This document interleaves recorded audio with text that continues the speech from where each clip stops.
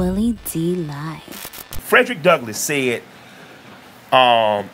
something is of no color, something is of no sex. Go look the quote up. What he was basically saying at the time was, give men and women the right to vote right now at the same time.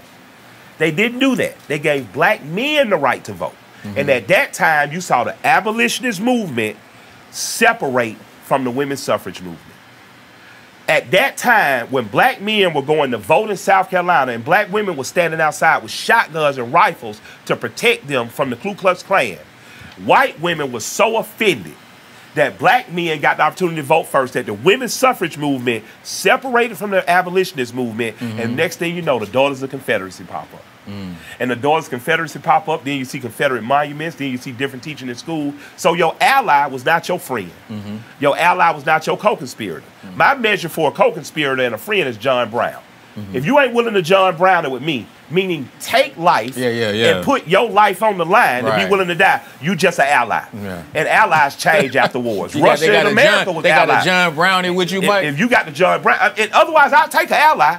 But understand that after the war, we might have to do Russia and the United States because that's all I've seen.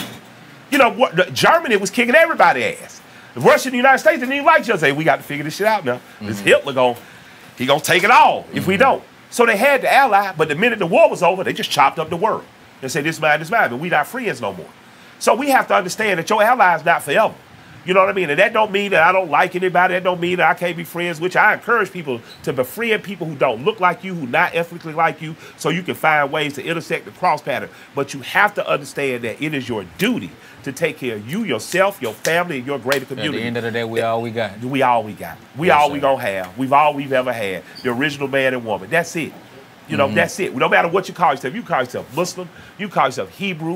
You call yourself a Moor. You can say you indigenous. Whatever you call yourself. And they probably going to call you nigga when you leave the room. But whatever you call yourself, understand that it's just you. Yes, sir. So move as a unit. Move like that. I was listening to a African brother, and he was saying, you know, that the differences between African Americans and Africans that sometimes he was saying that because we were brought here and robbed of our true identity, that we didn't know. And that's not all the way true, too. Many of the brothers, I was reading about a slave that was brought here, an enslaved man that was brought here that was a Muslim. You know, so when it argues who brought Islam, was it Noble Drew Ali, was it Master Fard, Muhammad, was it, this brother was 200 years before any of them. He never stopped practicing Islam, right? But what I realized is maybe we got here because we leaned too much into tribalism. Maybe we got here because we start seeing ourselves as I'm Igbo, I'm Yoruba. That's a good point. And we have to understand that ultimately being robbed of our history was a wrong. But if I had to find any blessing in it, I don't differentiate between the original man and woman. Because one thing I do know, before I named myself as a part of a tribe, before I gave my God a different name or decided to worship an Orisha, what I do know is that God put us here first. The first human being. The matriarchal DNA, I'm getting the word, I'm saying it wrong, DNA is of a black woman in Eastern Africa.